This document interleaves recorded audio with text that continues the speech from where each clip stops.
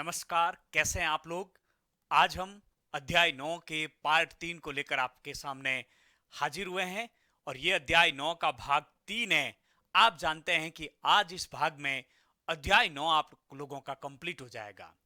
ये जो वीडियो है, इस वीडियो के बाद में आपकी राजनीति विज्ञान की एक किताब, जिसमें से बोर्ड एग्जाम में आप लोगों को 40 प्रश्न पूछे जाएंगे, 40 नंबर के प्रश्न पूछे जाएंगे, वो आपकी किताब आज पूरी होने जा रही है। हम लोगों ने लगातार प्रयास किया और उन प्रयासों का परिणाम ये है कि हम पहले अध्याय के पहले वीडियो से लगाकर अंतिम अध्याय के अंतिम वीडियो तक की यात्रा तक पहुंचे हैं। आइए आज हम अध्याय 9 को क्लियर करते हैं। क्या बातें करने वाले हैं आज के इस वीडियो में, थंबनेल में जरा आप लोग नजर डालिए और आप लोग समझ पा रहे हैं कि किस प्रकार के जो है प्रश्न यहां पर हम लोग चर्चा करने वाले हैं। सबसे पहले हम बात करेंगे धर्मनिरपेक्षता लोकतंत्र के संदर्भ में। धर्मनिरपेक्षता लोकतंत्र के संदर्भ में जब हम बात करेंगे तो दो मुद्दों से आज के इस टॉपिक को हम शुरू करेंगे। सबसे पहले हम बात करेंगे अयोध्या विवाद पर। 1992 का जो अयोध्या विवाद था, ये क्या था और यहां तक कैसे पहुंचा। बाबरी मस्जिद का विध्वंस 6 दिसंबर 1992 को किस प्रकार से हुआ था, उसकी पूरी कहानी के बारे में हम लोग बात करेंगे। इस टॉपिक में हम भारतीय जनता पार्टी के अभ्युदय की कहानी के बारे में भी चर्चा करेंगे। साथ ही हम शाहबानोवाद के बारे में भी चर्चा करेंगे जो 1985 का था। वो कौन सी दो घटनाएं जिन्होंने भारतीय जनता पार्टी के जनाधार को बढ़ाया, उन दोनों घटनाओं के बारे में हम लोग चर्चा करेंगे। उसके बाद वर्ष 2002 में जो गुजरात का गोधरा कांड हुआ, हम उस गोधरा कांड के बारे में भी चर्चा करेंगे। अंत में हम बात करेंगे कि एक नई सहमति का उदय किस प्रकार से हुआ। इतने अधिक गठबंधन का युग होने के बाद में, अलग अलग राजनीतिक दल होने के बावजूद में, गठबंधन की सरकारें बनने के बावजूद भी अधिकतम राजनीतिक दल किन मुद्दों पर एक सहमत है, हम उनके बारे में भी बातचीत करेंगे। छोटे छोटे प्रश्न यहां से बहुत अच्छे बनने वाले हैं। अयोध्या विवाद आपसे पूछा जा सकता, गोधरा कांड का प्रश्न आप लोगों से पूछा जा सकता है और विशेष रूप से सबसे महत्वपूर्ण प्रश्न तो रहेगा आप लोगों के ये कि इस अध्याय की शुरुआत हम लोगों ने की थी कि 5 बड़े बदलाव आए 1990 की जो है चुनाव के बाद, 1990 के बाद। लेकिन हम इस किताब के अंतिम पन्ने में हम बात करेंगे कि किन मुद्दों को लेकर सभी राजनीतिक दल एक सहमत है। उन 4 मुद्दे कौन से हैं उसके बारे में हम लोग चर्चा करेंगे। तो चैनल पर आप लोग नए हैं तो इसको सब्सक्राइब करें। कक्षा 12 और एनसीईआरटी से प्रतियोगिता परीक्षाओं की तैयारी करने वाले विद्यार्थियों तक इन वीडियो को अवश्य पहुंचाएं। वीडियो अच्छा लगा तो इसको लाइक जरूर करें, कमेंट्स करके हमें जरूर बताएं। जो भी हम आप लोगों को अध्ययन करवा रहे हैं उसकी पीडीएफ प्राप्त करने के लिए हमारे व्हाट्सएप और टेलीग्राम ग्रुप से अवश्य जुड़े। आइए बात को हम लोग आगे बढ़ा रहे हैं। जैसा कि आप लोगों को दिखाई दे रहा है, जैसा कि आप देख पा रहे हैं कि सांप्रदायिकता, धर्मनिरपेक्षता और लोकतंत्र, यहां से टॉपिक है सांप्रदायिकता। यानी कि हम यहां पर चर्चा कर रहे हैं कि अयोध्या जो कांड था, गोधरा जो कांड था, वो वास्तव में उसके बाद सांप्रदायिक हिंसा को बढ़ावा मिला। हमारा देश एक धर्मनिरपेक्ष देश है, तो एक बार धर्मनिरपेक्षता और लोकतंत्र पर बहस प्रारंभ हो गई। उसके कारण इस टॉपिक का नाम ये दे रखा है। भूतपूर्व जनसंघ के सदस्य, जो भारतीय जनसंघ 1951 में जिसकी स्थापना हुई श्यामा प्रसाद मुखर्जी के द्वारा, 1977 में जो जनता पार्टी थी, उस जनता पार्टी के गठबंधन में भारतीय जनसंघ शामिल था। 1979 के बाद में भारतीय जनसंघ का लगभग धीरे धीरे जनाधार घटता गया, तो भूतपूर्व भारतीय जनसंघ के नेताओं ने 1980 में भारतीय जनता पार्टी का गठन किया। तो पहला प्रश्न तो ये कि भारतीय जनता पार्टी का गठन किसने किया? आपका उत्तर होगा भूतपूर्व जनसंघ के सदस्यों के द्वारा इसका गठन किया गया। 1980 और 1984 के चुनाव में भारतीय जनता पार्टी को कोई विशेष बहुमत प्राप्त नहीं हुआ, लेकिन 1986 में भारतीय जनता पार्टी ने राष्ट्रवाद के नियमों को अपनाना प्रारंभ किया। भारतीय राष्ट्रवाद के ऊपर अपने जनाधार को बढ़ाने की कोशिश की। प्रारंभ में भारतीय जनता पार्टी ने गांधीवादी समाजवाद की विचारधारा को अंगीकृत किया था। बहुत अच्छा प्रश्न बन सकता है, एक जिले की जिला समान परीक्षा में एक प्रश्न भी पूछा गया कि गांधीवादी समाजवाद की विचारधारा को अपनाने वाला राजनीतिक दल कौन सा था, तो उस राजनीतिक दल का नाम क्या रहेगा? भारतीय जनता पार्टी एक नंबर का प्रश्न। 1986 के बाद में भारतीय राजनीति में दो ऐसे मुद्दे आते हैं और उन मुद्दों को अपना हथियार बनाया भारतीय जनता पार्टी ने, और भारतीय जनता पार्टी ने अपने जनाधार को बढ़ाया। आइए कुछ बातों को लिख लेते हैं। सबसे पहले हम बात करें तो यह वह समय था जिसमें धार्मिक पहचान पर आधारित राजनीति का अभ्युदय हो रहा था। लोकतंत्र और धर्मनिरपेक्षता पर बहस प्रारंभ हो चुकी थी। हम छठे अध्याय में यह बात कर चुके हैं कि आपातकाल के दौरान जो 1977 में जो गठबंधन बना था, तो भारतीय जनसंघ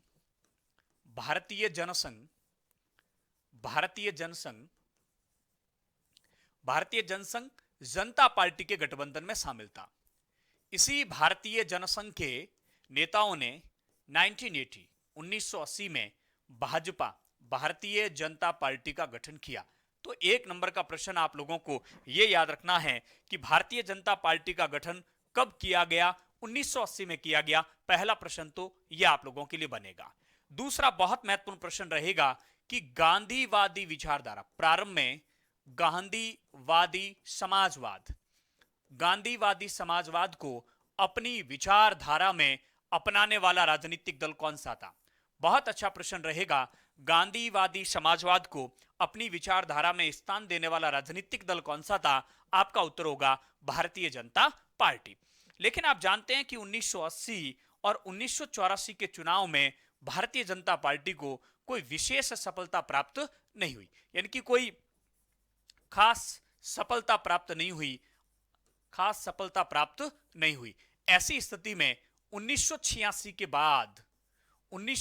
के बाद भारतीय जनता पार्टी ने हिंदू राष्ट्रवादी तत्वों के ऊपर जोर दिया। हिंदू राष्ट्रवादी तत्वों पर जोर दिया। कुल मिलाकर भारतीय जनता पार्टी ने हिंदुत्व की राजनीति को प्रारंभ किया। हिंदू धर्म के मतों को अपनी तरफ खींचने के लिए या हिंदू मतदाताओं को अपनी ओर जोड़ने के लिए विशेष प्रयास किए। तो एक बात तो यहां से दो प्रश्न निकलेंगे, गांधीवादी समाजवाद और भारतीय जनता पार्टी की स्थापना कब हुई। नेक्स्ट, आगे यदि हम बात करते हैं तो हिंदूपन और हिंदुत्व जैसे शब्दों को गढ़ा था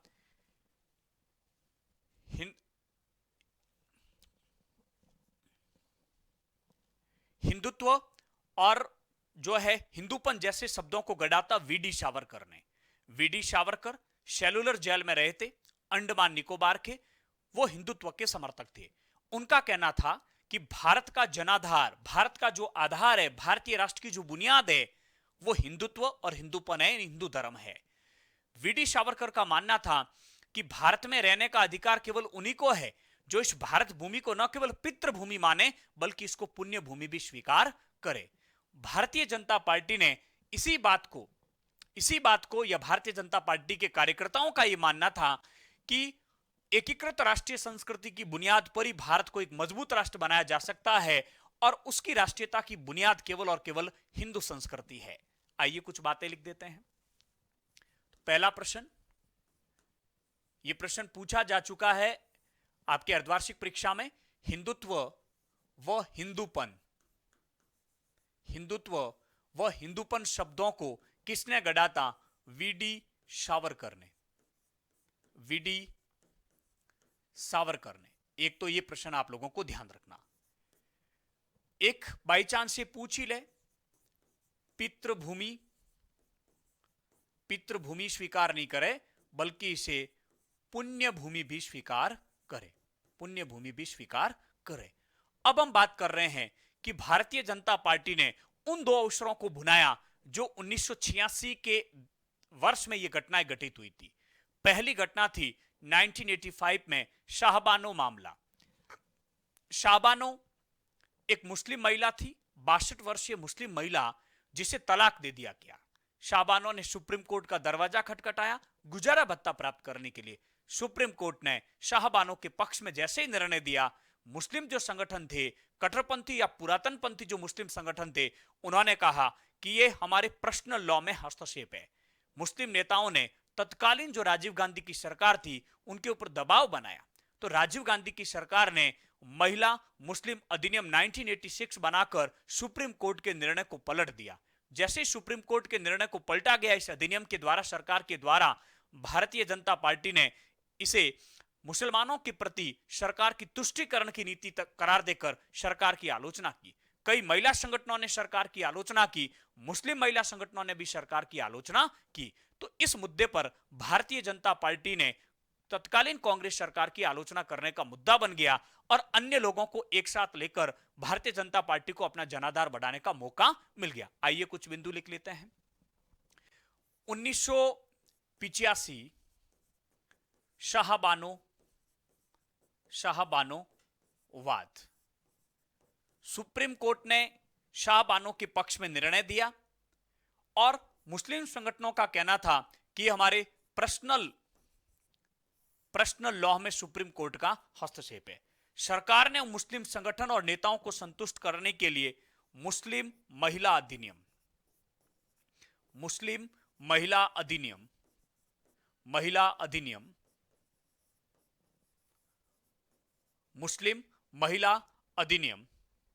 1986 बनाया। ध्यान रखना, यह एक नंबर का प्रश्न पूछा जा सकता। पहली घटना जिसने भारतीय जनता पार्टी को मजबूत किया, तत्कालीन सरकार को आड़े हाथों लेने का अवसर दिया, वो था मुस्लिम महिला अधिनियम 1986, जो राजीव गांधी की सरकार के द्वारा बनाया गया था। तत्कालीन सरकार के द्वारा बनाकर सुप्रीम कोर्ट के फैसले को पलट दिया गया। इसका अनेक महिला संगठनों ने विरोध किया, मुस्लिम महिलाओं ने भी विरोध किया। विशेष रूप से भाजपा ने सरकार की इस नीति को मुसलमानों के प्रति तुष्टीकरण की नीति करार दी कि सरकार बेवजह अल्पसंख्यक समुदाय को रियायतें दे रही है और उनके प्रति तुष्टीकरण की नीति अपना रही है।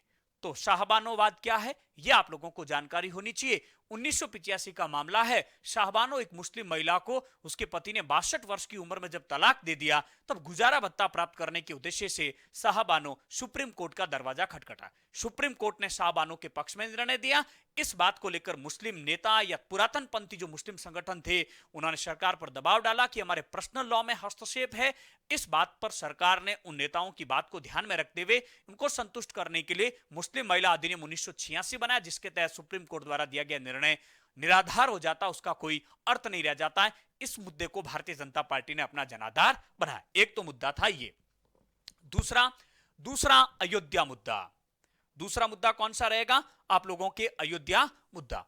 अयोध्या मुद्दा की यदि हम बातचीत करें तो यह 1986 का मामला है। 1986 में, पहले ठीक से सुन लीजिए, 1986 में 1986 में फैजाबाद जिला न्यायालय ने एक निर्णय दिया कि अयोध्या बाबरी मस्जिद जो विवादित ढांचा है, उसके अहाते के जो ताला दे रखा है, उस ताले को खोल दिया जाए ताकि हिंदू धर्म के लोग अपनी आस्था प्रकट कर सके, क्योंकि हिंदू धर्म के लोग इस स्थान को पवित्र मानते हैं। एक्चुअली कहानी यह थी कि ब्रिटिश मुगल काल में बाबर के सिपलदार थे मीर बाकी। उन्होंने ऐसी मान्यता थी कि अयोध्या का जो राम मंदिर है उसको ही ध्वस्त करके वहां पर बाबरी मस्जिद का निर्माण किया। उस समय मुगल काल था, जनता ज्यादा विरोध कर नहीं सकी और उसका कोई फल भी नहीं मिला। ब्रिटिश काल में मामला अदालत में आ गया। लंबे समय तक अदालत में मामला चल रहा था, तो 1940 में सुप्रीम कोर्ट ने डिसीजन दिया कि मंदिर और मस्जिद का जो विवादित ढांचा है उसका ताला लगा दिया जाए जब तक कि मामला अदालत में है। लेकिन जैसे ही 1986 में फैजाबाद जिला न्यायालय के द्वारा दिए गए निर्णय के बाद मंदिर के अहाते का ताला खोलते ही हिंदू और मुस्लिम संगठन लामबंद होने लगे और एक तरफ से तनाव बढ़ने लगा। ऐसी परिस्थितियों में भारतीय जनता पार्टी ने इस अवसर को भुनाने की कोशिश की। भारतीय जनता पार्टी के कार्यकर्ताओं ने 1990 में सोमनाथ, गुजरात के सोमनाथ के मंदिर से अयोध्या तक जो है रथ यात्रा निकाली। उस रथ यात्रा के माध्यम से जनता को एकत्रित करने की कोशिश की। कुल मिलाकर भारतीय जनता पार्टी ने इसे अपना चुनावी एजेंडा बनाया और इस प्रकार से हिंदू मतदाता जो थे वो भारतीय जनता पार्टी से जुड़ते गए। आइए कुछ बातें लिख देते हैं। सबसे पहले बात है कि फैजाबाद जिला न्यायालय, बाई चांस पूछ ही ले एक प्रश्न, फैजाबाद जिला न्यायालय ने 1986 में निर्णय दिया, 1986 में, कि जो मंदिर के अहाते का ताला है उसको खोल दिया जाए ताकि हिंदू यहां पर पूजा पाठ कर सके। बाबरी मस्जिद का निर्माण किसने करवाया? आपसे प्रश्न पूछ ही ले तो मीर बाकी ने। बाबरी मस्जिद का निर्माण किसने करवाया? मीर बाकी ने। मीर बाकी कौन था? बाबर का सिपहलदार था। बाबर का सिपहलदार कब करवाया था? 16वीं शताब्दी में। कब करवाया था? 16वीं शताब्दी में। 16वीं शताब्दी में इसका निर्माण करवाया था। 16वीं सदी में, 16वीं सदी में इसका निर्माण करवाया था। कुछ हिंदू लोगों का मानना है कि ये जो भगवान की जो राम जन्मभूमि है, वहीं पर स्थित राम जो मंदिर था, उसी राम मंदिर को गिराकर, उसी राम मंदिर को तोड़कर यहां पर क्या बनाई गई? मस्जिद बनाई गई। क्या बनाई गई? मस्जिद बनाई गई। नेक्स्ट आगे बढ़ते हैं। आगे यदि हम बात करें तो मंदिर के अहाते में 1940 में जो है ताला दे दिया गया था। कब दे दिया गया था? 1940 में। 1940 में, 1914 में जब मामला अदालत में चल रहा था तो मंदिर के अहाते के क्या लगा दिया गया था? ताला लगा दिया गया था। लेकिन जैसे ही 1986 में यह ताला खोला जाता है, हिंदू और मुस्लिम संगठन लामबंद होने लगे और भाजपा ने इसे अपना चुनावी राजनीतिक मुद्दा बनाया और भारतीय जनता पार्टी ने राष्ट्रीय स्वयंसेवक संघ आरएसएस, राष्ट्रीय स्वयं सेवक संघ तथा विश्व हिंदू परिषद, विश्व हिंदू परिषद, इनके साथ गठबंधन करते हुए जन समर्थन जुटाने की कोशिश की और वर्ष 1990 में एक रथ यात्रा निकाली गई। रथ यात्रा। और ये रथ यात्रा बाई चांस प्रश्न पूछ ही ले तो गुजरात स्थित सोमनाथ के मंदिर से अयोध्या तक ये रथ यात्रा निकाली गई थी। नेक्स्ट, इसके बाद में जो राम मंदिर के निर्माण के जो समर्थक थे, उन लोगों ने राम मंदिर के निर्माण का समर्थन जितने भी संगठन जो है कर रहे थे, उन संगठनों ने 1992 के दिसंबर में एक कार सेवा का आयोजन किया कि जो भी राम भक्त है, वो राम भक्त राम मंदिर के निर्माण में श्रमदान करने हेतु अयोध्या पहुंचे।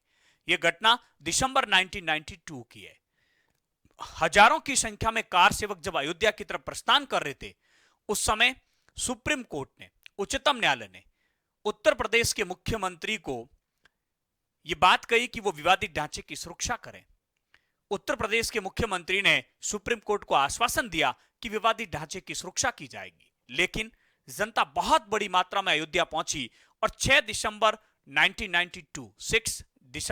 1992 में जो बाबरी मस्जिद थी, उसके कुछ हिस्से को गिरा दिया गया और इस प्रकार से बाबरी मस्जिद का विध्वंस कर दिया गया। जैसे उसके कुछ हिस्से को गिराया गया, हिंदू और मुसलमानों के बीच में सांप्रदायिक दंगों जैसी स्थिति बन गई। भारतीय राजनीति में एक बार फिर धर्मनिरपेक्षता और लोकतंत्र का मुद्दा हावी होने लगा। इस प्रकार से सांप्रदायिकता का माहौल बना। बहुत अच्छे प्रश्न यहां से बनेंगे, जरा देख लीजिए एक बार। 1992 में कार सेवा का आयोजन किया गया। कार सेवा का आयोजन किया गया जिसके तहत राम मंदिर के निर्माण के समर्थक लोगों को श्रमदान करने हेतु क्या किया गया? प्रेरित किया गया। पूरे देश में जब माहौल तनावपूर्ण हुआ तो अयोध्या में यह तनाव अपने चरमपन था। सुप्रीम कोर्ट ने सरकार को एक आदेश दिया, सुप्रीम कोर्ट ने, कि राज्य सरकार विवादित ढांचे की क्या करेगी? सुरक्षा। विवादित ढांचे की क्या करेगी? सुरक्षा। लेकिन उसके बावजूद भी तिथि आप लोगों को याद रखनी है, 6 दिसंबर 1992, 6 दिसंबर 1992 को, 1992 को मस्जिद को जो है विभिन्न भागों से लोग जो एकजुट हुए थे, उन्होंने गिरा दिया। जैसे इसकी विध्वंस हुई, कई भागों में हिंदू और मुसलमानों के बीच में सांप्रदायिकता की स्थिति बनी, हिंसा की स्थिति बनी, तनाव की स्थिति बनी और 1993 में जो है जनवरी माह में मुंबई में एक बार फिर से हिंसा भड़की, जो लगभग 2 सप्ताह तक जारी रही। तो इस प्रकार से ये जो अयोध्या में स्थित जो बाबरी मस्जिद थी, उसका विध्वंस कैसे हुआ, इस पूरी घटना को आप लोगों को ढंग से याद रखना है। लेकिन प्रश्न यह भी तो पूछा जा सकता है आप लोगों से कि अयोध्या में स्थित मस्जिद के विध्वंस के परिणाम क्या हुए। आप लोगों से जब परिणाम पूछे जाते हैं तब आप लोगों को यह उत्तर देना है, परिणाम क्या हुए। जरा सुन लीजिए एक बार परिणाम। पहला परिणाम यह हुआ कि उत्तर प्रदेश में जो भारतीय जनता पार्टी की सरकार थी, केंद्र सरकार ने उसे बर्खास्त कर दिया। इसके बाद में जिन जिन राज्यों में भारतीय जनता पार्टी की सरकारें थी, जिसमें राजस्थान भी एक था, उन सभी में राष्ट्रपति शासन लगा दिया गया। तो उत्तर प्रदेश की सरकार को बर्खास्त कर दिया गया, राजस्थान सहित उन राज्यों में जब भारतीय जनता पार्टी की सरकार थी वहां राष्ट्रपति शासन लगा दिया गया। और उत्तर प्रदेश के मुख्यमंत्री, चूंकि उन्होंने सुप्रीम कोर्ट को यह कहा था कि वो विवादित ढांचे की सुरक्षा करेंगे, लेकिन विवादित ढांचे की सुरक्षा नहीं हुई, इस कारण से सुप्रीम कोर्ट में न्यायिक अवमानना उनके विरुद्ध में लागू हुई और न्यायिक अवमानना का मुकदमा उनके विरुद्ध में जो क्या किया गया, दायर किया गया था। तो यह कुल मिलाकर इसके आप लोग और केंद्र सरकार ने एक जांच आयोग का गठन किया इस मुद्दे की, जो 6 दिसंबर 1992 के दिन जो विध्वंस हुआ उसकी जांच करने के लिए एक आयोग का गठन किया गया। उस आयोग के नाम की यदि हम बात करें तो उस आयोग का नाम भी आपके हालांकि पाठ्य पुस्तक में दे नहीं रखा है, फिर भी जो है उसके आयोग का नाम आप लोग लिख सकते हैं, कहीं आप लोगों के काम आएगा। उस आयोग का नाम लिब्रहान आयोग था, लिब्रहान आयोग था, लिब्रहान आयोग। चलिए इसके परिणाम के एक एक बिंदु को लिख लेते हैं। नंबर 1, उत्तर प्रदेश सरकार को, उत्तर प्रदेश की जो सरकार थी भाजपा, उसे बर्खास्त कर दिया गया, बर्खास्त किया गया। उत्तर प्रदेश की भाजपा सरकार को बर्खास्त किया गया। नंबर 2, अन्य राज्यों में जहां भाजपा की सरकारें थी, अन्य राज्य जहां भाजपा की सरकार थी, उन राज्यों में राष्ट्रपति शासन लगा दिया गया। अनुच्छेद 356 के तहत राष्ट्रपति शासन लागू किया गया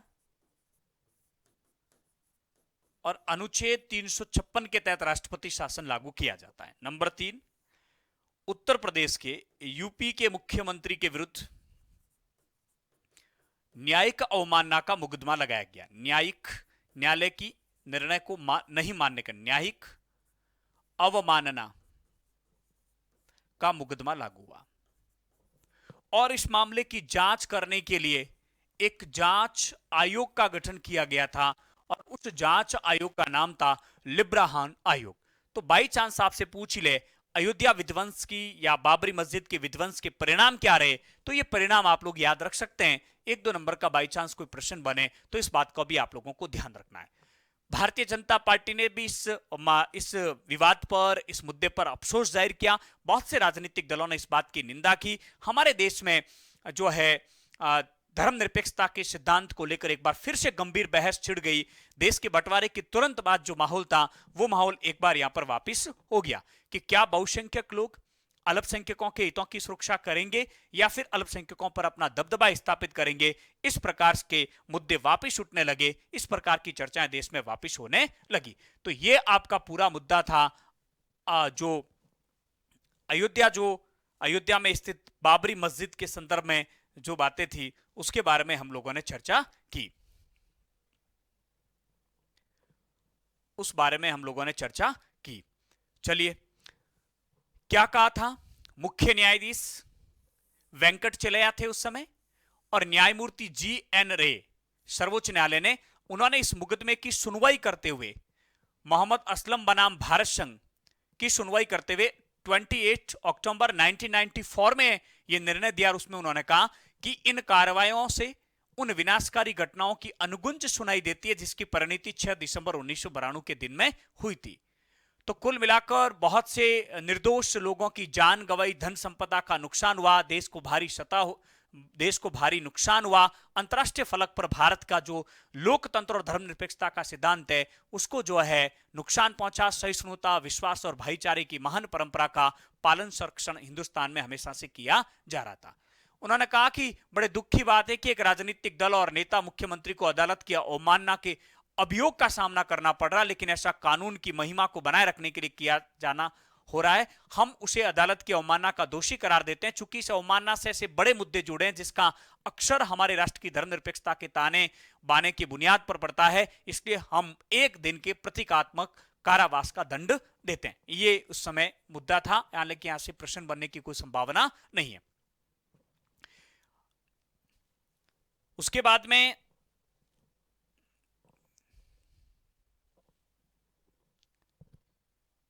नेक्स्ट देखिए, तो इसी अवधि में एक और बहस चली कि क्या चुनावी उद्देश्यों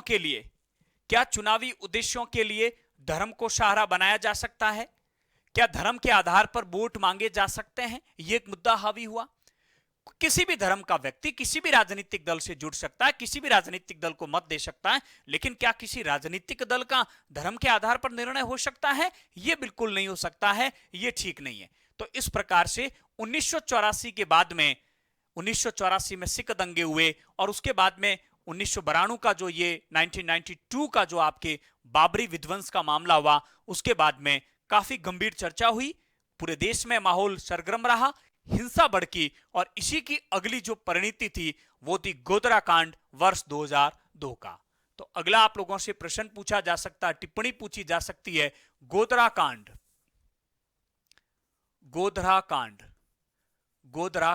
क्या था? गोधरा कांड, आइए इसके बारे में हम लोग चर्चा कर लेते हैं। वर्ष 2002 महीना था फरवरी और मार्च का। फरवरी और मार्च के महीने में अयोध्या से कार सेवक लौट रहे थे। ट्रेन की एक बोगी में, ट्रेन के एक डिब्बे में 57 लोग सवार थे। गुजरात के गोधरा रेलवे स्टेशन पर वो ट्रेन जब रुकी तब उसमें आग लग गई और उस आग लगने से 57 कार सेवक जिंदा जल गए। ऐसा संदेह किया गया कि यह आग मुसलमानों के द्वारा लगाएगी, अतः उसका बदला लेने के लिए गुजरात में अगले एक महीने तक सांप्रदायिक हिंसा हुई, जिसमें 1100 से अधिक लोग मारे गए, जिसमें मरने वाले अधिकतर मुसलमान थे। तो इस प्रकार से एक बार फिर से जो है हमारे देश के अंदर सांप्रदायिकता का माहौल पैदा हुआ। तो आपको क्या ध्यान रखना है कि गोधरा कांड कब हुआ? वर्ष 2002 में। कितने लोग गोधरा रेलवे स्टेशन पर जिंदा जल गए ट्रेन की बोगी में? 57 लोग जो है जिंदा जल गए।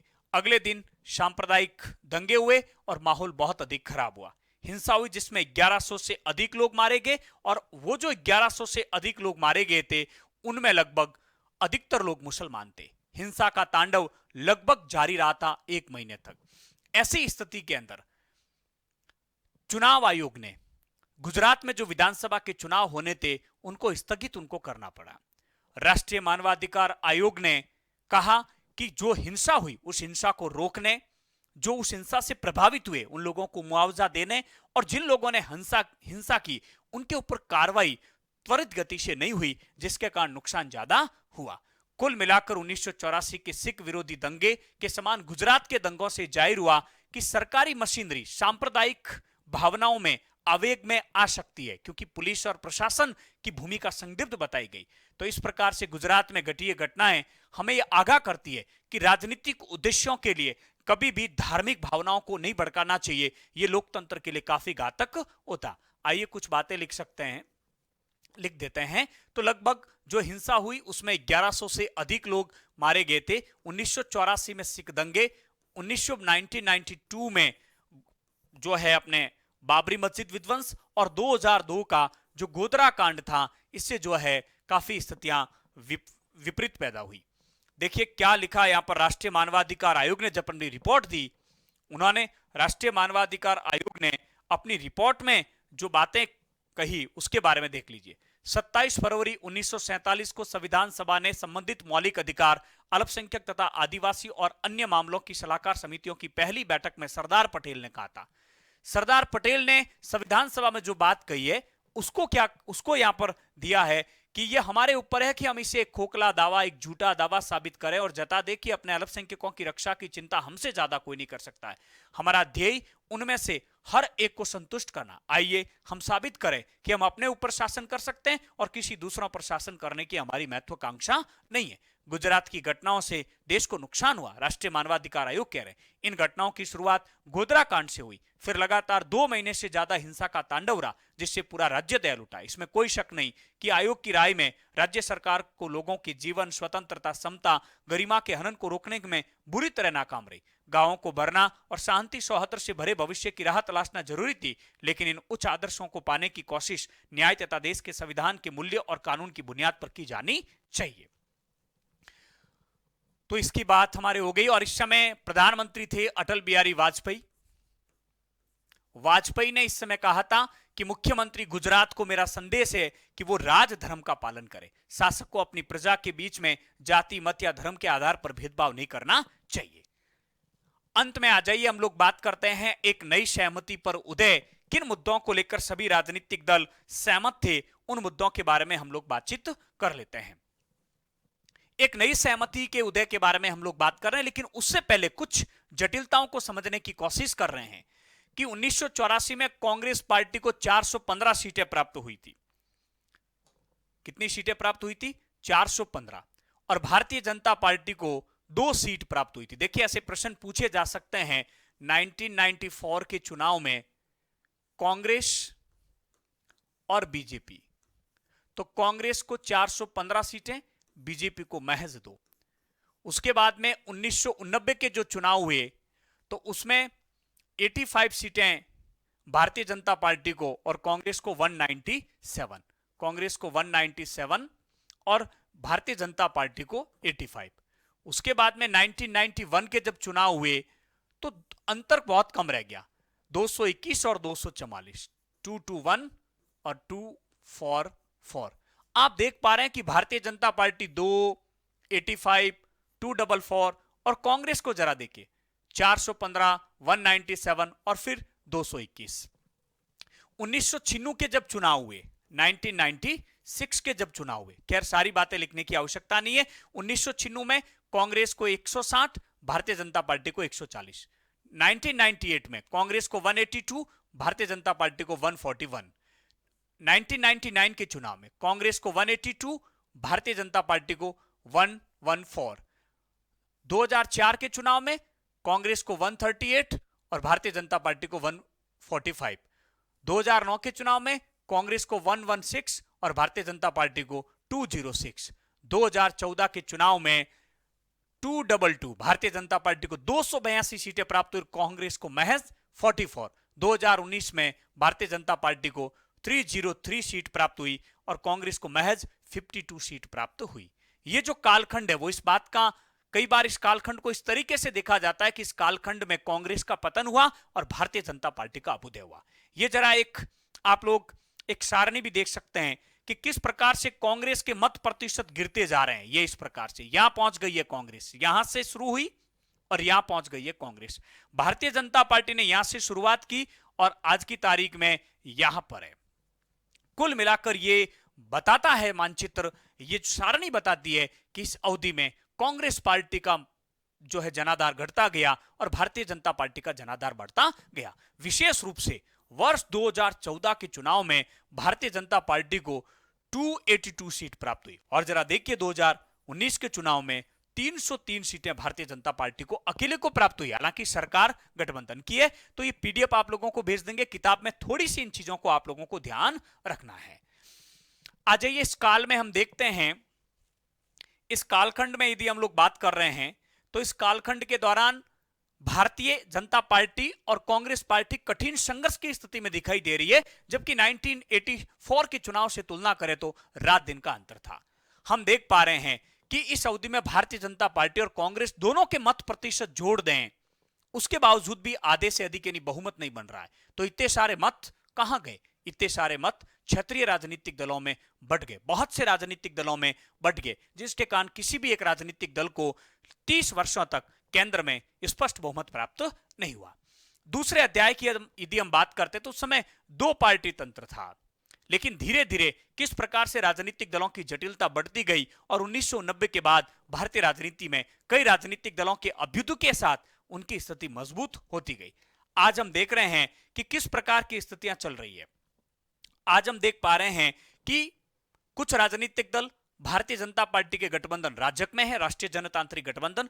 कुछ राजनीतिक दल कांग्रेस के नेतृत्व का जो गठबंधन है संयुक्त प्रगतिशील यानी शपरंग में है, और कुछ राजनीतिक दल वाम मोर्चे में है। लेकिन कुछ ऐसे भी राजनीतिक दल है जो किसी भी गठबंधन में शामिल नहीं है। 2004 के चुनाव की यदि हम लोग बात करें तो 2004 के चुनाव में शपरंग की सरकार बनी। शपरंग यानी संयुक्त प्रगतिशील गठबंधन का गठन किया गया भारत कांग्रेस पार्टी के द्वारा। तो 2004 के चुनाव में कांग्रेस गठबंधन में शामिल हुई, राजग की हार हुई, संयुक्त प्रगतिशील गठबंधन की सरकार बनती है और कांग्रेस के नेतृत्व की एक सरकार थी, डॉक्टर मनमोहन सिंह देश के प्रधानमंत्री बनते। 1991 के बाद इस दफा कांग्रेस पार्टी की सीटों में कुछ इजाफा हुआ। 2004 के चुनाव में राजग और शपरंग को मिले कुल वोटों का अंतर बहुत कम था। किस प्रकार से दलीय प्रणाली बदल रही थी तो हम इसकी बात कर चुके हैं। आइए अंत में जो प्रश्न बनने वाला उसके बारे में हम लोग चर्चा कर रहे हैं, और यह आपका अंतिम टॉपिक है इस किताब का। शुरुआत हमने की थी भारतीय राजनीति में 5 बड़े बदलाव। अंत हम कर रहे हैं कि कुछ मुद्दों के ऊपर सभी राजनीतिक दल सहमत हैं। आप लोग जानते हैं कि इस दौर में गठबंधन की सरकारें हैं, साझा सरकारें बनी, मिलीजुली सरकारें बनी, विभिन्न विचारधाराओं के राजनीतिक दल थे, लेकिन उसके बावजूद भी कुछ मुद्दों पर सभी राजनीतिक दल एक सहमत थे। वो 4 बातें कौन सी थी? नंबर 1, नई आर्थिक नीति को लेकर अधिकांश राजनीतिक दल एक सहमत थे। 1991 में जो सरकार ने उदारीकरण की नीति के तहत निजीकरण को बढ़ावा दिया, वैश्वीकरण को बढ़ावा दिया, व्यापार पर जो प्रतिबंध थे उनको समाप्त किया, बहुराष्ट्रीय कंपनियों को भारत में आने के लिए रास्ते खोले, ये जो सारी चीजें थी, निजीकरण की तरफ जो रुख किया गया, निजी उद्योगों को जो प्रोत्साहन दिया गया, ये जो नई आर्थिक नीति 1991 जिसे हम राव मनमोहन मॉडल के नाम से भी जानते हैं, सभी राजनीतिक दल इस बात पर सहमत थे, भले उनकी विचारधाराएं अलग अलग थी, भले वो सत्ता में थे या विपक्ष में थे। दूसरा, पिछड़े वर्ग के सामाजिक और राजनीतिक दावों को सबने स्वीकार किया कि जो पिछड़ा वर्ग है उन्हें शिक्षण संस्थानों में आरक्षण प्राप्त होना चाहिए, उन्हें सरकारी नौकरियों में आरक्षण प्राप्त होना चाहिए, इवन उनको राजनीतिक प्रतिनिधित्व भी प्राप्त होना चाहिए। तीसरी जो सहमति थी वो इस बात पर थी कि विचारधारा की जगह कार्य सिद्धि पर बल दिया गया और विचारधारा से इतर जाकर गठबंधन बनाए गए और गठबंधन में राजनीतिक दल शामिल भी हुए। अर्थात अलग अलग विचारधारा के राजनीतिक दल भी ऐसे गठबंधन में शामिल हुए जिनका विचारधारा के आधार पर कोई समन्वय नहीं था, कोई उनका तालमेल नहीं था। जैसे भारतीय जनता पार्टी के गठबंधन में वह राजनीतिक दल भी शामिल हुए जो हिंदुत्व की राजनीति से उनका कोई संबंध नहीं था। तो कुल मिलाकर इस काल में विभिन्न प्रकार की चीजें हम लोगों को देखने को मिली है, उन सब के बारे में हम लोग चर्चा करेंगे। इस समय एक और चीज देखने को मिली जो सहमति हुई, वो थी आप लोगों के क्षेत्रीय जो राजनीतिक दल थे उनके महत्व को सभी ने स्वीकार किया। भारतीय राजनीति में उनके महत्व को सभी ने स्वीकार किया। तो कितने बिंदु हो गए? ये 4 पॉइंट बहुत ढंग से आप लोगों को याद रखने हैं। मैं चारों पॉइंटों को यहां पर लिख लेता हूं। चलिए देखते हैं एक एक पॉइंट को। नंबर एक यानी कि आम सहमति। किन मुद्दों को लेकर, प्रश्न क्या बनेगा, किन मुद्दों को लेकर सभी राजनीतिक दल एक सहमत थे, उनमें आम सहमति थी। यानी कि अनेक मसलों पर अधिकतर राजनीतिक दलों में इन मुद्दों पर सहमति थी। नंबर 1, नई आर्थिक नीति पर सहमति। नई आर्थिक नीति पर सहमति। नीति पर सहमति। ये नई आर्थिक नीति 1991 की थी। ज्यादातर राजनीतिक दल इन नीतियों के पक्ष में थे। अधिकतर राजनीतिक दलों का मानना था कि नई आर्थिक नीति अपनाने से भारत में समृद्धि आएगी, हिंदुस्तान का समुचित विकास होगा और भारत एक दिन जो है आर्थिक शक्ति बन के उभरेगा। आर्थिक शक्ति बन के उभरेगा, आर्थिक शक्ति बनकर आगे बढ़ेगा। नेक्स्ट, नंबर 2, दूसरी सहमति थी कि जो पिछड़ी जातियां थी, पिछड़ी जो जातियां थी, इन पिछड़ी जातियों के राजनीतिक व सामाजिक दावे को स्वीकृति दी। स्वीकृति अर्थात जो पिछड़ी जातियां, अनुसूचित जाति और अनुसूचित जनजाति के अलावा भी जो पिछड़ा वर्ग है, जिसको मंडल के नाम से हम लोग बहुत डिटेल में चर्चा कर चुके हैं, सभी राजनीतिक दल इस बात पर सहमत थे कि इन जातियों को शिक्षण संस्थानों में, सरकारी नौकरियों में आरक्षण दिया जाना चाहिए। अधिकतर राजनीतिक दलों का यह मानना था कि इन राजनीतिक दलों को समुचित राजनीतिक प्रतिनिधित्व भी प्राप्त होना चाहिए, यानी कि इनको सत्ता में भी क्या मिलनी चाहिए, साझेदारी मिलनी चाहिए, साझेदारी मिलनी चाहिए। यह थी दूसरे मुद्दे पर सहमति। नंबर 3, क्षेत्रीय दल, प्रांतीय दल जो होते हैं, क्षेत्रीय यानी प्रांतीय दलों के महत्व को स्वीकार किया गया, दलों के महत्व को स्वीकार किया गया, दलों के महत्व को स्वीकार किया गया। यानी कि 1989 के तहत, 1989 के बाद जितनी भी सरकारें बनी, 1989 के बाद जितनी भी सरकारें बनी, वो सभी सरकारें क्षेत्रीय दलों के सहयोग से बनी थी। क्षेत्रीय दल, प्रांतीय दलों का महत्व बढ़ने लगा, जनता प्रांतीय दल और क्षेत्रीय दलों से जुड़ने लगी। यही तो कारण था कि किसी एक राजनीतिक दल को स्पष्ट बहुमत प्राप्त नहीं हो रहा था। हमने देखा कि प्रांतीय दल केंद्रीय सरकार में साझेदार बन रहे थे और उनकी भूमिका बहुत अहम हो रही थी। अंतिम चौथा जो पॉइंट है, चौथा पॉइंट है कि विचारधारा के स्थान पर, विचारधारा की जगह कार्य सिद्धि को महत्व दिया गया है। यानी कि सरकार बननी चाहिए, सत्ता में हम लोगों को साझेदार होना चाहिए और उसके लिए हम किसी भी गठबंधन में शामिल हो सकते हैं। कार्य सिद्धि पर जोर, अर्थात विचारधारा के आधार पर सहमति नहीं होने पर भी गठबंधन में शामिल हुए, गठबंधन में शामिल हुए। उदाहरण के रूप में हम देख सकते हैं कि अधिकतर दल भाजपा की हिंदुत्व की विचारधारा से सहमत नहीं है, लेकिन ये दल भाजपा के साथ गठबंधन में शामिल भी हुए, सरकार भी बनाई और 5 साल तक सरकार भी चली। तो कुल मिलाकर ये 4 पॉइंट बहुत ढंग से आप लोगों को याद रखने हैं। और 4 पॉइंट से अच्छे आम सहमति किन मुद्दों को लेकर सहमत है, गठबंधन की सरकारें होने के बावजूद भी सभी राजनीतिक दल किन मुद्दों से सहमत है, 4 बिंदु आप लोगों को याद रखने हैं। कुल मिलाकर इस अध्याय में हम लोगों ने देखा है कि ये जो बदलाव है, ये जो घटनाएं हैं, इन्हीं घटनाओं के आधार पर हमारे देश की आने वाली राजनीति का निर्धारण होगा। यानी कि भारतीय राजनीति का जो है हम माहौल देख सकते हैं। साथ ही साथ हम ये देख सकते हैं कि किस प्रकार से 1989 से 2014 तक एक अलग प्रकार की राजनीति रही थी। किसी भी राजनीतिक दल को स्पष्ट बहुमत नहीं मिल रहा था, लेकिन 2014 से हम देख रहे हैं कि नरेंद्र मोदी के नेतृत्व में भारतीय जनता पार्टी ने जबरदस्त मत प्रतिशत हासिल किए और सीटें भी भारतीय जनता पार्टी के द्वारा स्वीकार की गई। इस पूरी किताब में हम लोगों ने एक यात्रा की। आजादी के बाद स्वतंत्र भारत की राजनीति में हमने पहले आम चुनाव से लगाकर आज तक के आम चुनाव के बारे में एक यात्रा तय की और हम लोगों ने देखा कि किस प्रकार से भारतीय राजनीति में एक दल के प्रभुत्व के दौर की राजनीति से प्रारंभ होता है, अंत में गठबंधन की राजनीति का दौर आता है और अब वापस एक दल के प्रभुत्व के दौर की बात हम लोग कर रहे हैं। कुल मिलाकर इस पूरी किताब में हम लोगों ने आपातकाल की परिस्थितियां भी देखी, कांग्रेस का विभाजन भी देखा, कांग्रेस के बीच में जो चुनौतियां थे उसके बारे में भी हम लोगों ने चर्चा की। साथ ही साथ हम लोगों ने जन आंदोलन में भी बहुत से मुद्दों की चर्चा की। क्षेत्रीय आकांक्षाओं वाले अध्याय में देश की एकता और अखंडता के सामने आई चुनौतियों का बारे में भी हम लोगों ने चर्चा की। 1990 अंतिम अध्याय में हमने 1990 के बाद की भारतीय राजनीति को खंगालने की हम लोगों ने कोशिश की। उसके बाद एक मानचित्र है लोकसभा चुनाव 2014 के परिणाम आप लोगों के यहां पर दे रखे हैं और इस परिणाम में यह बता रखा है कि किस क्षेत्र में किस राजनीतिक दल का दबदबा था। ये राजग यानी राष्ट्रीय जनतांत्रिक गठबंधन 2000 चुनाव में देख लीजिए, राजस्थान, गुजरात, मध्य प्रदेश, इनमें थोड़ी सी स्थिति ठीक है, या उड़ीसा में स्थिति ठीक है, यहां पर छत्तीसगढ़ में भी स्थिति ठीक है, यहां पर आप केरल के ऊपर जो है ये इसी का भाग है, आंध्र प्रदेश में भी ठीक ठाक है। उसके बाद में सप्रंग कांग्रेस के नेतृत्व में येलो कलर में जो दिख रहा है दक्षिण भारत में विशेष रूप से यहां पर जो है स्थिति ठीक लग रही है। इसके अलावा यहां जम्मू कश्मीर का कुछ क्षेत्र है, पूर्वोत्तर का कुछ क्षेत्र है, पश्चिम बंगाल का कुछ क्षेत्र है, छिटपुट। वाम मोर्चे के दल केरल में, विशेष रूप से वाम मोर्चा कहां पर, केरल में, और यहां पर जो है दक्षिण पश्चिम बंगाल के आसपास के कुछ क्षेत्र में। कुछ अन्य दल है जो किसी भी गठबंधन में शामिल नहीं है, वो भी जो है विशेष रूप से यहां हम देख सकते हैं जम्मू कश्मीर है, ये आपके उत्तर प्रदेश का जो क्षेत्र है वहां पर थोड़े से सक्रिय है।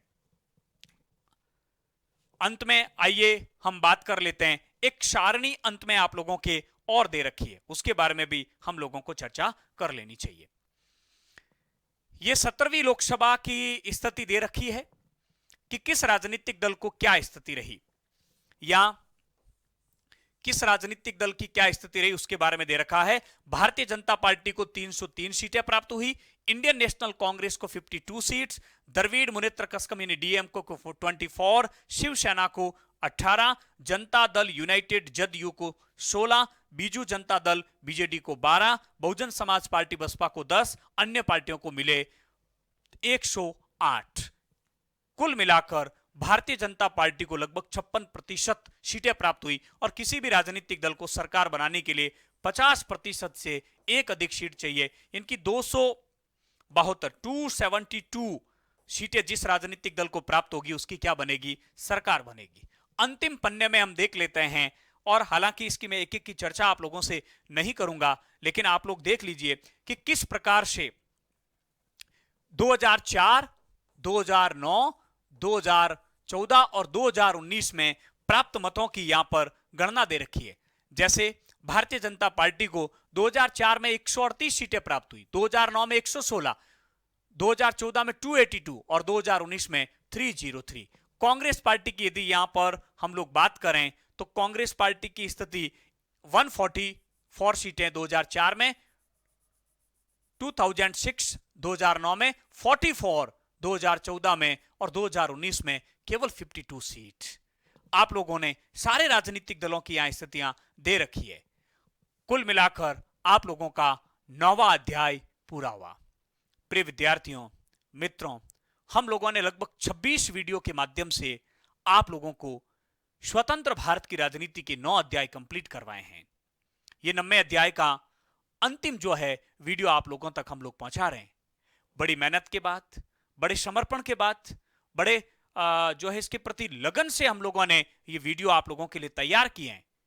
आप लोगों की तैयारी में ये वीडियो सहायक सिद्ध हो सके, इसी उद्देश्य से हम लोगों ने कोशिश की है। हमने अपने घर से आपके घर तक जुड़ने की मुहिम जो प्रारंभ की है, बोर्ड परीक्षा की तैयारी अभी से, इसके द्वारा हम लोगों ने इस थीम पर जो हम लोगों ने काम शुरू किया है, मुझे पूरा विश्वास है कि आप लोग इन वीडियो को देखकर आप लोग अपनी तैयारी को और मजबूत कर सकते हैं। अंतिम वीडियो तक आने पर आप लोगों के मन में प्रश्न उठ रहे होंगे कि कक्षाएं कहां से आ रही है, कौन हम लोगों से बातचीत कर रहे हैं।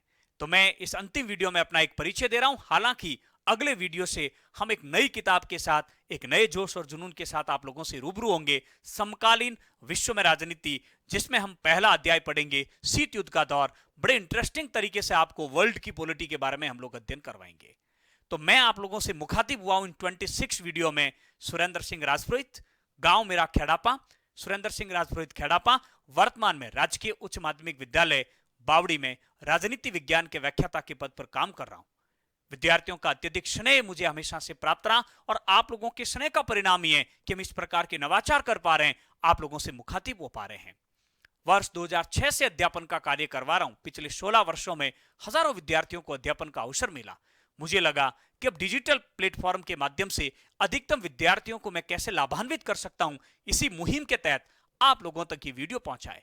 आप लोग पहले वीडियो से इस अंतिम वीडियो तक आएंगे तो मैंने भरपूर कोशिश की है कि आपका 1 मिनट भी जाया नहीं जाए, आप लोगों का 1 मिनट भी खराब नहीं हो, क्योंकि टाइम इज मनी। मैं समय की कीमत को जानता हूं।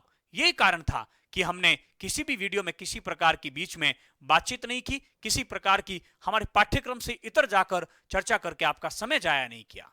मेरा यह मानना है कि कोई भी विद्यार्थी, यदि लगभग ये 20-22 घंटे के वीडियो रहेंगे, 20 घंटे के वीडियो रहेंगे, 26 वीडियो आप लोगों तक मिले हैं। आप लोग यदि प्रतिदिन 2 वीडियो भी देखते हैं तो 10 दिन में इस पूरी किताब को आप लोग ठीक से पढ़ सकते हैं, ठीक से रिवीजन कर सकते हैं। आवश्यकता है त्याग करने की, आवश्यकता है समय का सदुपयोग करने की। जितनी बेहतर आप लोगों की तैयारी होगी, जितनी बार आप लोग पढ़ेंगे, उतनी आप लोगों की तैयारी मजबूत होती रहेगी। मैं अक्सर कहता हूं कि करत करत अभ्यास केर जड़मती होत सुजान, रसरी आवत जात केर शिल पर होत निशान। कवि वृंद की पंक्तियां हमेशा याद रखें। तैयारी का कोई शॉर्टकट नहीं है, सफलता का कोई शॉर्टकट नहीं है। एक ही चीज है, हम लगातार पढ़ें, इंटरेस्ट लेकर पढ़ें, रुचि लेकर पढ़ें। समय जितना बचा है उसके एक एक दिन का सदुपयोग करके आप लोग तैयारी करेंगे तो आप अच्छे अंक प्राप्त कर पाएंगे। मैं इस बात को जानता हूं कि किसी भी एग्जाम में, विशेष रूप से कक्षा 12 बोर्ड में, प्रतिशत ज्यादा मायने नहीं रखते हैं, लेकिन प्रतिशत को हम नजरअंदाज नहीं कर सकते हैं। हमारे लिए प्रतिशत मायने रखते हैं। हमें अच्छे प्रतिशत बनाने के लिए भरपूर कोशिश करनी चाहिए, लेकिन कोशिश हमारी 100% होनी चाहिए। उसके बाद जो भी परिणाम आए हम लोगों को सहर्ष स्वीकार करना चाहिए। मुझे पूरी आशा है कि इन अध्याय की वीडियो देखने के बाद में आप लोगों को जरूर आपकी तैयारी में थोड़ा बहुत प्लस जरूर हुए होंगे, आपकी तैयारी मजबूत हुई होगी, आपका आत्मविश्वास बड़ा होगा और आत्मविश्वास ही सफलता के लिए बहुत अधिक जरूरी है। तो पूरी ईमानदारी से, पूरे समर्पण के साथ में इन वीडियो को देखें। कक्षा 12 के विद्यार्थियों तक इसे अवश्य पहुंचाएं। आपके 12th में अध्ययन करने के बाद अपने छोटे भाई बहनों तक भी इन वीडियो को जरूर आप लोग पहुंचाएं, ताकि अधिकतम विद्यार्थी लाभान्वित हो सके और जिस उद्देश्य से हमने इस मुहिम को प्रारंभ किया है, हमारा उद्देश्य पूरा हो सके। वीडियो देखते वक्त, पढ़ते वक्त हम लोग जब भी अध्ययन करते हैं हमारा मन पढ़ने में थोड़ा कम लगता है, तो उसके लिए देखिए त्याग तो करना होगा। त्याग करोगे तो सफलता प्राप्त होगी। लंबी लड़ाइयां लड़नी होगी, लंबा संघर्ष करना पड़ेगा, जीवन में बहुत सी दिक्कतें आएगी। मैं अक्सर कहता हूं कि मुश्किल नहीं है कुछ भी दुनिया में, तू जरा कोशिश तो कर, ख्वाब बदलेंगे हकीकत में, तू जरा हिम्मत तो कर। आंधियां सदा चलती नहीं, मुश्किलें सदा रहती नहीं, मिलेगी तुझे मंजिल तेरी, तू जरा कोशिश तो कर। राह संघर्ष की जो चलता है वही संसार को बदलता है। जिसने रातों से जंग जीती है, सूर्य बनकर वही निकलता है, सूर्य बनकर वही निकलता है। कुल मिलाकर कंटिन्यू वीडियो को आप लोग देखें, हमारे व्हाट्सएप ग्रुप और टेलीग्राम ग्रुप से जुड़े, वहां आपको प्रश्न भेजे जाते हैं, पीडीएफ भेजी जाती है, जिसे आप लोग नोट्स बना सकते हैं। अगली किताब का जल्दी आप लोगों के सामने वीडियो लेकर आप लोगों के सामने हाजिर होंगे, और उसके बाद लगातार कोशिश करेंगे कि प्रतिदिन आप लोगों के पास में वीडियो पहुंच सके। मुझे बहुत प्रसन्नता है कि जो वादा मैंने आप लोगों से किया था, उस वादे पर मैं खरा उतर पाया हूं। इस प्रकार का संकल्प लेना होता है। हमने कोई कमेंट्स कर दिया है, हम ऐसा करेंगे, तो इसका मतलब हम लोगों को करना है, फिर चाहे हमें किसी भी स्थिति में जाना पड़े। आपके माता पिता, आपके गुरुजन बड़ी अपेक्षा, बड़ी उम्मीदों के साथ आप लोगों को स्कूल भेजते हैं। उनकी उम्मीद और उनकी अपेक्षाओं पर आप लोगों को खरा उतरना है। हम लोगों को बहुत से इम्तिहान जीवन में देने होंगे, लेकिन एक एक मिनट का सदुपयोग कैसे कर सकते हैं, वो सदुपयोग आप लोगों को करना है। विद्यालय समय के अलावा मेरे अनुसार प्रत्येक विद्यार्थी को 4 से 5 घंटे तक घर पे सेल्फ स्टडी करनी चाहिए। सवेरे 5 बजे उठकर आप लोग पढ़ने की आदत डालें। 5 बजे आराम से उठ सकते हैं। नित्य कार्यों से निवृत्त होने के बाद 5:30, पौने 6 बजे से आप लोग यदि अध्ययन शुरू भी करते हैं, तो स्कूल जाने से पहले आप 3 घंटे तक अध्ययन कर सकते हैं। परीक्षा से पहले किया गया रिवीजन, हम लोग आपके रिवीजन के वीडियो डालेंगे, मॉडल पेपर आप लोगों को हल करवाएंगे, प्री बोर्ड के पेपर आप लोगों को हल करवाएंगे। बस आप लोग हमसे जुड़े रहें, और कैसा लग रहा हमारा ये प्रयास हम लोगों को जरूर बताएं हैं। इन्हीं अपेक्षाओं के साथ में, इन्हीं शुभकामनाओं के साथ में आप सबका बहुत बहुत आभार कि राजस्थान भर के विद्यार्थी हमारे वीडियो को देख रहे हैं, वो हमसे जुड़ रहे हैं, वो हमसे संपर्क कर रहे हैं, वो हमारा आभार व्यक्त कर रहे हैं, वो हमारा जो धन्यवाद ज्ञापित कर रहे हैं। लेकिन धन्यवाद आप लोगों को है कि आप लगातार इन वीडियो को देखकर मेरा संबल बढ़ा रहे हैं, मेरा आत्मविश्वास बढ़ा रहे हैं। मुझे एक नई ऊर्जा का संचार, आप लोग जो लाभान्वित होते हैं तब एक नई ऊर्जा का संचार होता है। मैं पुनः आप सबको धन्यवाद देते हुए मैं राजनीति विज्ञान के व्याख्याता, विशेष रूप से जिन विद्यालयों में कार्यरत है, उनका आभार व्यक्त करना चाहता हूं कि रिवीजन के उद्देश्य से आप अपने विद्यार्थियों तक इन वीडियो को पहुंचा रहे। मेरा आग्रह रहेगा कि जिन विद्यालयों में राजनीति विज्ञान के